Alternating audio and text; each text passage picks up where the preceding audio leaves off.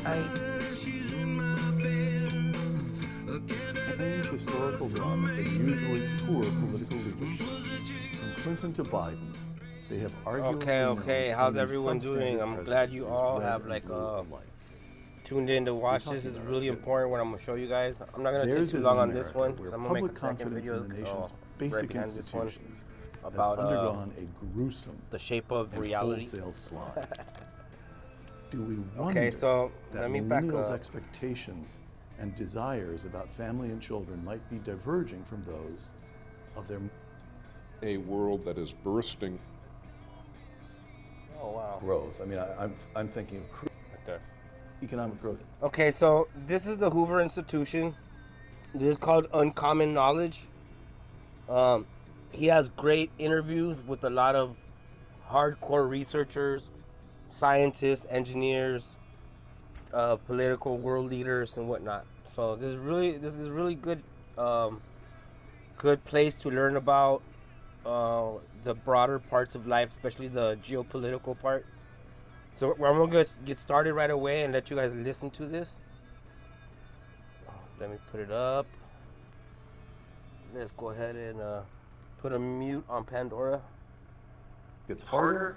It's more complicated than that. But tease that out for me. Yeah, so we can look at it two ways. We can look at it as kind of like the head count rancher sort of way of looking at population. We look at its components and what we might call the productivity or human capital, the quality of human resources, if we want to get into this a little bit more. I was always a skeptic of the population scare back in the 70s and even into the 80s, the idea that we were going to end up denuding the world like locusts by just having too many people, because looking at the components of population change, the population explosion wasn't driven because we were breeding like rabbits. It was because we stopped dying like flies. It was because there was a health explosion. Well, if you have to deal with the population problem, I'll take a health explosion any day of the week, right? Because you can mess it up, and you've got a lot of potential there. I'm also, I would want to caution against people who are alarmist about population decline in a world that is bursting with health and bursting with innovation and technological potentialities. We've got an escalator that we can work with that's moving in the right direction there. You have to be pretty mindful about what you do, but if you surf that wave, a aging and shrinking society can not only maintain its prosperity but improve it. If we look at what's happening now in the U.S., we can see what's troubling if we break it down into births, deaths, and immigration. People will have a debate about what the right number of births is. I don't think that I can tell parents how many children they should have. People know themselves what they think the right number of children is. Leave that aside for a moment. Everybody agrees that less deaths is better than more deaths, and longer lives and better health is better than the opposite. The United States has been moving in a very troubling direction for the past decade. We've basically flatlined in improvements in life expectancy. Even before COVID, we were creeping along. With COVID, of course, we've had a severe, almost catastrophic setback in health levels for the United States. And apart from COVID itself, as you know, Peter, we've had this problem of deaths of despair in the United States with suicide and drug poisonings and cirrhosis and all of the rest, which looks a little bit too much like Russia for comfort, I'd say. So the increase in deaths that we have seen over the last decade and more, it should be a flashing red warning sign for us. Immigration. So as you guys clearly seen, he confirms that there has been a population decline He said since around the 80s it started happening. Now, believe it or not, UN 21, the information about that started spreading in the 80s. Everyone started, a lot of people were aware that what was happening. You have certain theories such as like diabetes, like you said, cirrhosis. A lot of those illnesses are actually illnesses that are tied to your social demographic location, to your background, to where you're growing up, like literally where you're growing up at, your environment. And a lot of those environments are literally under control of these bankers and these think tanks and these background engineers, social engineers. So he clearly confirmed that there is a population decline going on. And we could beg to differ whether those corporations that are behind it are intentionally trying to kill us off, or they're just giving us, or they're just greedy and they don't care. Or, I mean, irregardless the fact, it stands that in the West, especially in the United States, and he'll go on to say that Europe, especially in the UK, there's a big population decline. It's happening. Okay? It's happening. Now, moving forward, facts being facts, research being research, COVID amplified this depopulation decline. That is a fucking fact that they're putting on mainstream media. He said it right now, that we were already doing real bad, and then because of now the COVID and those are red lights. He said red flashing light, like warning signs. Okay, we'll move on to.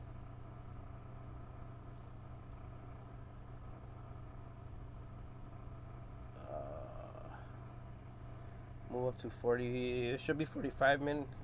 I wrote down 45 to 49. I want you guys to watch this whole video, but I'm just pointing out key components and key facts that totally back up everything that I've been saying for years.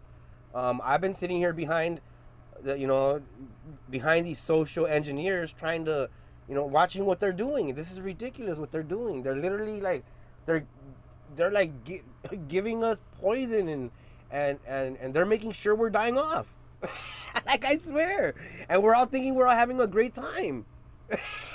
Yeah, everyone's like, hell yeah, everyone's all happy and shit. Literally, like, our constitutions, freedoms, liberties, our lives now, our health, we're under threat about, because of this, we're so, well, we'll just move on forward. Ways for technological innovation, for military protection. So still, in decline, though they may in some basic way be, Europe's a comfortable place to live. So why not? Why not just settle into a comfortable decline? And Nick Eberstadt replies, consider the moral and ideological baggage that sub-replacement fertility is likely to drag along with it. Pessimism, hesitance, dependence, self-indulgence, resentment, division. Do we really think there will be less of these in a 1.5 child America? Explain that. Well, if we were well-behaved robots and each robot mom and dad had an average of 1.5 robot rising generation entrants, we could manage population decline perfectly well for all of the other reasons that I've mentioned. Improving education, improving health, improving technology, all of the new possibilities that are coming forward. The devilish difficulty, I think, is the swamp of attitudes and values that are associated with sub-replacement fertility in the richest and most productive societies that humanity has ever yet created or seen. And in Europe and in the United States, in affluent societies, we have seen this ideational, moral, if you will, revolution over the past several generations that has led to the triumph of solipsism, if you will, and the downgrading of the very sorts of obligations that are necessary to nurture a rising generation and to continue a society. We can outsource. We can increase immigration from abroad to take care of the head count question. What we can't do without a sort of an ideational, call it a moral transformation, is get back to a place where people are confident and brave enough to maintain a natural rate of replacement for society. The land of the free and the home of the brave. And bravery ought to be construed as the guts to have kids. Well, roughly. If it's good for national character. I mean, we get out, we get out a little bit. We get on the bus or a subway, metro. What strikes me so strongly about young people I meet today, and I realize I may not have a representative sample, is just how afraid they are. They're afraid of everything. They're afraid the planet's doomed. They're afraid about committing to a job, much less committing to a relationship, much less committing to having kids. It's beyond, it's a sort of an angst that it's hard to find a good historical analogy for that, this angst in our country. Okay, so what he just described right there is called severe globetardation. I went ahead and named it because nobody else wanted to deal with it, so I went ahead and named it. It's severe globetardation. All right, you globeheads that sit around in boxes and sit around watching TV all day long, watching propaganda. Your ideology, your mindset is literally being scripted into your mind. You're downloading it to the point where you're scared to do a lot of things. You won't go outside. You're scared of everything, and it's mainly because of the mainstream media and everything that they're pushing. He said it right there. They believe the planet's doomed. All right. Now, first of all, matter of fact, on the next video that we'll go over the whole shape of reality again. Okay. When you believe you're inside of an enclosed doomed system, that affects your ideology, your mentality. That affects your confidence. It affects your motivation. It affects your ethics. It affects every decision you make in life. If you get this ideology, I'm on a spinning ball in a vacuum, surrounded by dark energy, dark matter, black holes. I'm insignificant. I'm small. I'm not big like planets are everywhere. The galaxies are huge. There's no life out there. That affects your mind. That's devil shit right there, okay? That affects your mind, okay? Now we could go ahead and add religion to this, and I'll say it right now that in the Bible and in the Quran and in pretty much all the ancient texts, all right, the devil controls the earth. The devil controls the world. The devil controls the planet, Earth. The devil is king of the planet, king of the earth. It is his domain. So if you believe that you are on a globus earth, you are already giving yourself over to that fucking darkness. Now I'm going to add it too. This Jasut shit about dark energy, dark matter, that is totally Jasut. That is definitely, absolutely Jasut worship of darkness. That's dark, all that black hole, and you guys have never seen a black hole. You've never seen any dark energy. You've never seen any dark matter, and none of that darkness is real. All right, I've already broken it down on a couple other videos. Light is not what we even think it is. Light is a very small fraction of the electromagnetic spectrum. Most of the electromagnetic energies and frequencies we cannot detect. We cannot see, we cannot hear, yet it's all around us. Okay? Light, what we see with our eyes, is a very small fraction of the entire frequency range, spectrum of the electromagnetic spectrum. So when you start thinking about all this darkness and I'm insignificant and there's dark matter around and this gravity's gonna make me fall and gravity's gonna pull me down and it's keeping me, and you believe in all these ghosts and all these beliefs and totally false fallacies, these fallacies and this false ideology, then that holds you down. It affects your mentality. He said it right there. If everyone's running around believing this stupid shit, everyone's running around feeling they're insignificant. Everyone's running around feeling they're stuck in darkness. That gloom actually is over these people's head. Okay? Everyone walking around believing in this crap he said it right there. There's that doom gloom. It's a darkness that covers you as you walk around. I could see who's severely globe-tarded, okay, within minutes of talking with them. I could see that, wow, someone is really stuck in some dark corner of nothingness, in a vacuum, spinning in a ball. Because you came from a monkey, that came from a fish, that came from water, that came from an explosion, that came out of nothingness, is going to be ripped apart by dark energy.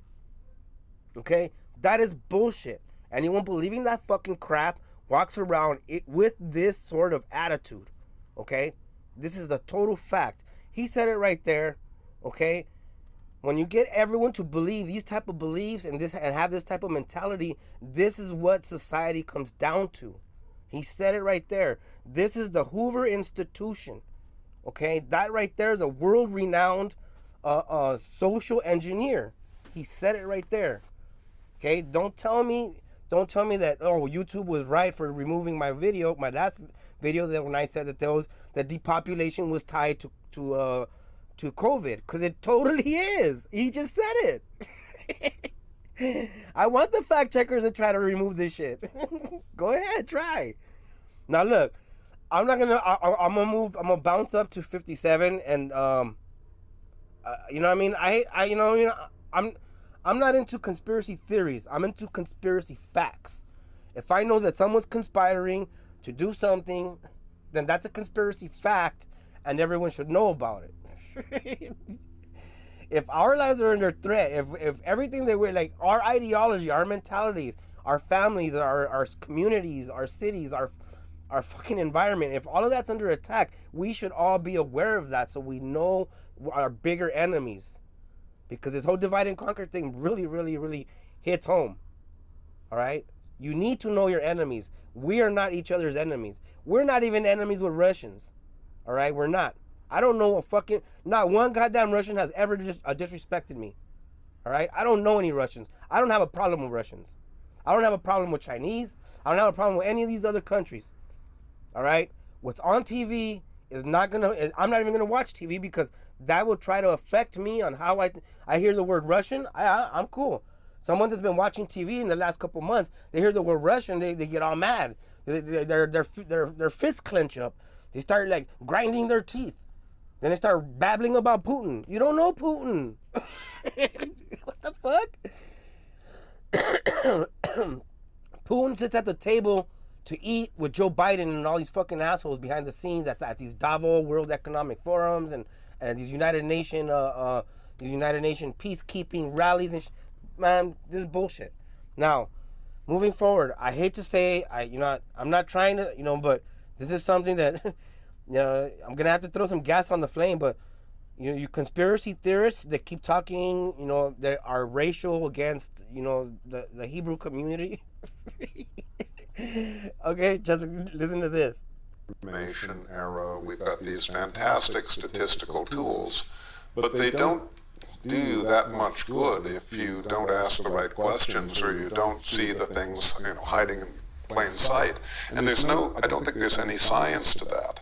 We've got a lot of really well-trained demographers, economists, statisticians. But I think that in a lot of the academy, there's an incentive to kind of play small ball. There's an incentive to come up with an elegant little permutation on a formula that'll get you tenure. You will notice that I'm not in the university. I'm in a think tank. So I don't have that same set of disincentives to work with. Why people in business are not noticing this is in a way, a more interesting question, I think.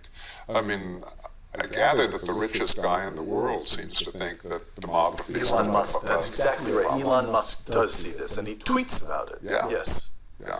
The biggest challenge we face now is depopulation. All right. So we have Nick Eberstadt and the richest man in the world. That's not a bad I'll start. take that. Okay, so right there, Elon Musk himself said that depopulation is our biggest problem. Okay, no, that's not even what I was trying to point out. I had that was like the cream on top of the cake. You know what I mean? The extra cream. You know, so we'll just keep listening. But I just have to point out right there that Elon Musk himself. Don't tell me that there is no depopulation or that that's a conspiracy theory. No, it's a conspiracy fact, and even Elon Musk has said it.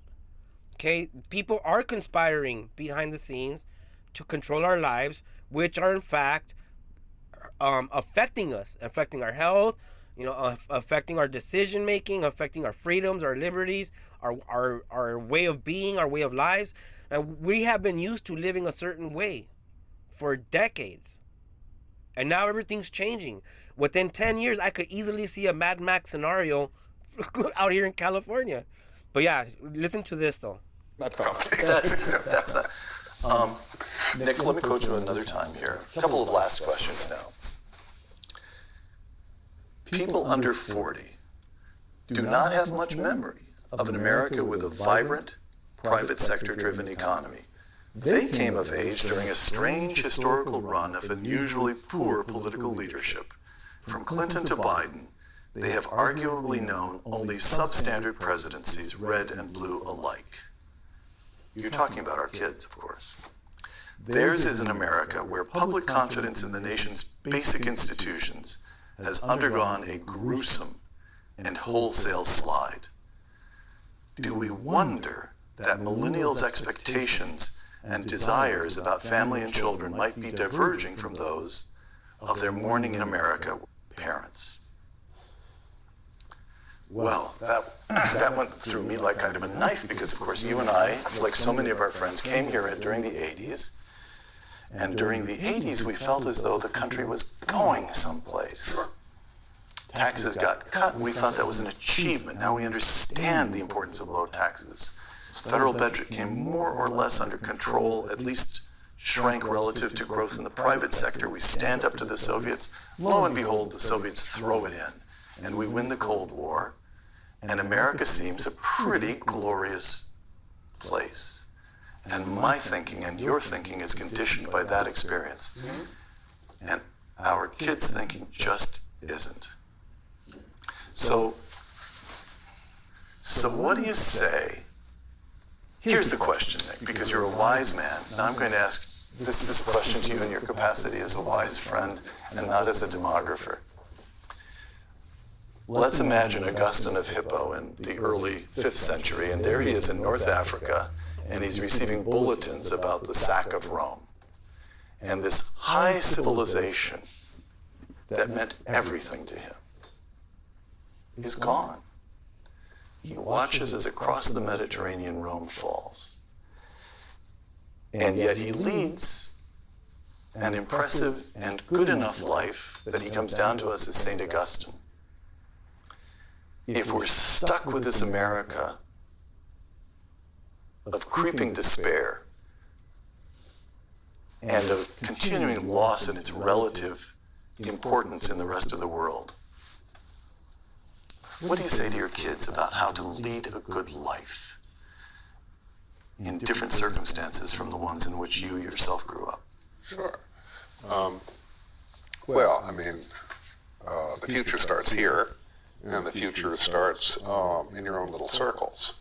And there's no reason that you can't be micro optimistic, even if you see some pretty pessimistic things going on. And if you believe that you are in charge of your own destiny, that's a pretty good starting point. There's a lot that went on that we missed, Peter, I'm afraid to say, after we won the Cold War. These trends that I mentioned, the failure to generate wealth for the bottom half of our society decade after decade, the slowdown of education. These are not immutable. None of these trends are immutable, and I still don't think that we're at the stage in the game where it's smart to bet against the United States of America. There are things which may be going on now that nerds like me won't be able to recognize for years because we look in the rearview mirror by the nature of our craft. And there are things that government and experts can't predict that have revolutionized and transformed our society before, including great religious awakenings. And as my much better half, Mary Eberstadt, has said from time to time, she'd settle for a minor awakening. That wouldn't be so bad either. So, okay, so this really is the last question. And I'm going to ask my boomer friend. This is boomer to boomer. 1970s. Economic stagnation. Yep. By the end of the decade, inflation is in double digits. Arab oil embargoes. Soviets advanced throughout the world. They get countries in Africa, Central America, expand their navy, blue water navy. And we have a collapse in national morale, particularly with a defeat in Vietnam, and then the agony of Watergate. And then in the 1980s, through policy, but still, the economy rebounds, and there's a restoration of national morale, which I'm not making up. All the polls pick it up. Yeah. And that Reagan re-election slogan of morning again in America rings true enough to the American people to enable him to carry 49 out of 50 states. And at the end of that decade, the Berlin Wall comes down. We go from 1979, the Iranian hostage crisis, and that national humiliation, to the fall of the Berlin Wall in one decade. Do we possess the resources, political, spiritual, human capital? Is this country still capable of another act of national self-renewal? Absolutely, of course it is. I mean, we've got strangely similar circumstances, as you beautifully indicated. Not the least of them being an incompetent, humiliating, misbegotten White House at the moment. A lot of Carter flashbacks these days for those of us who are old enough to have the pleasure of having lived through that. And of course, we've got the resources. There really is no close second in the world if you look at China in its particulars, which would be the competitor to us. There isn't really a close second yet. We do not have the same absolutely unlimited reach that we had at the end of the Cold War, but that's such an unnatural, historically unusual situation. We've got the resources in our country, and we've got the people in our country who, of course, can do this again. The one thing that I would caution about is that we have 40 years of poison distributed through our societies through an increasingly malign university system. And we have seen a Gramscian march through the institutions of severely problematic points of view in the old days would have been unmockingly called un-American or anti-American. We have that poison to drain from our society before we can, I think, really flourish again. But that's certainly not impossible either. It looks hard right now. But if you recall 1979, what 1979 looked like, very few people would have bet at that moment where we'd end up on Christmas Day in 1991 with the dissolution of the USSR. Nicholas Everstadt, thank you. Thank you so much, Peter. It's always a pleasure. For Uncommon Knowledge, the Hoover Institution, and Fox Nation, recording today in the offices of the American Enterprise Institute in Washington. I'm Peter Robinson. Thank you. Boom. Wow. So the whole university, he said it right. He said it right there. The whole university system is pushing an un-American, actually an anti-American ideology upon all the students. So you got a bunch of kids pretty much going into college, learning to hate their own. It's already that bad enough that you're believing in this darkness and this shadow type of, there's darkness and dark matter and dark energy and black holes and hail the darkness. Yeah. So even though on top of that, that's rampant inside the institutions, the university institutions. He said it himself. Now what that means is the universities are being told to push this. And if you look at the UN 2030 agenda, and you look at the educational, the education, I believe it's goal number 4. If you look that up, if you look deep into that, you'll see they have taken control of the entire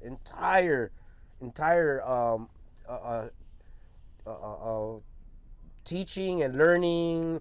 It could be they have reached into every part of any type of school system that you could think of. Okay, so this is not a conspiracy theory. This is a conspiracy fact.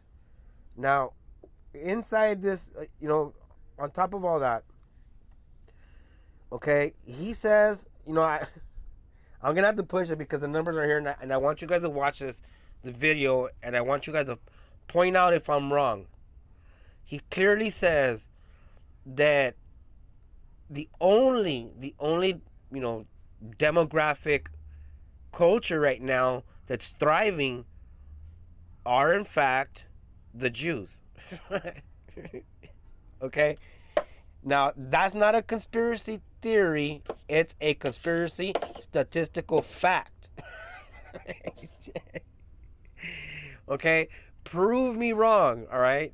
And like I said, I'm not trying to be racist against the Hebrew, or the Israel nation, or Israel or any. I'm just stating what he said. All right, he's gonna. If you listen to this, you could look it up. You could go through this whole video. America is depopulating.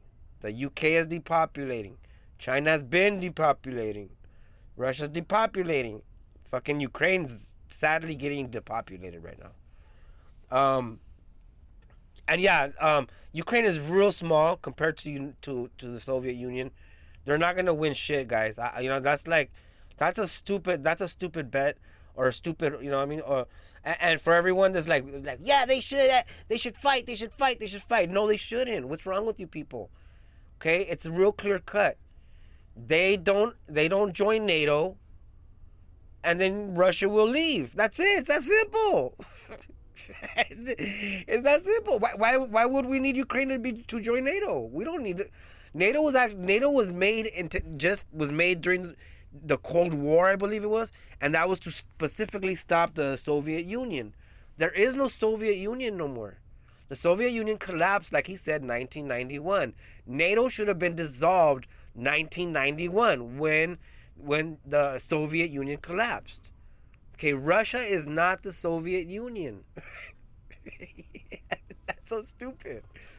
And Ukraine, look, Russia has their military, their armament, their weaponry. They had supposedly have the largest military weapons stock than everyone else, and it's insane to believe that Ukraine could actually win. What's happening now is Ukraine's getting depopulated, and not no insidious way, not through trickery, not through commercial products, not through getting you to give yourself diabetes, or give yourself cirrhosis, or give yourself AIDS or some STD. No, they're getting blown up to smithereens. All right, don't tell me that this is a conspiracy theory. It's not. It's a conspiracy fact. Do you guys even geopolitical science, bro?